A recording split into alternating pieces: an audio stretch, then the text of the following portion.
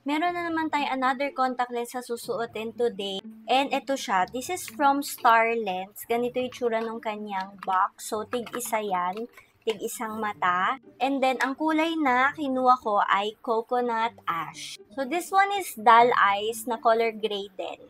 Ganito yung tsura niya, guys. So, gray talaga siya. Tapos, yung nakapalibot sa kanya, parang may outline na black.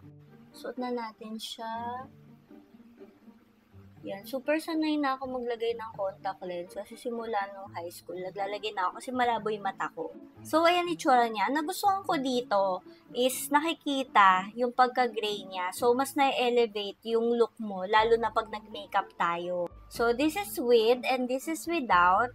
As you can see, mas malaki talaga siya kasi dull eye siya, 14.5 yung diameter niya. Ito naman siya pag sinuot niyo siya, both eyes. Gusto ko sa kanya, manipis lang siya, hindi siya masakit sa mata. At kung sanay na kayo maglagay ng contact lens, ayun, madali lang siyang ilagay. Ganito naman siya kapag malayuan. Ayan. In fairness, ang ganda niya. So, mag-makeup lang tayo para ma-appreciate natin lalo yung itsura ng contact lens. Ito na itsura niya pag meron ng makeup. Ayan, ang ganda niya. Ang lakas maka-dull na naman. Diba? Ang ganda niya. In fairness. Alay ko siya dyan sa yellow basket para if ever gusto nyo ng mga ganitong contact lenses. Ang pretty. Ang pretty talaga. Ang ganda niya dun sa ring light to, diba? Cute.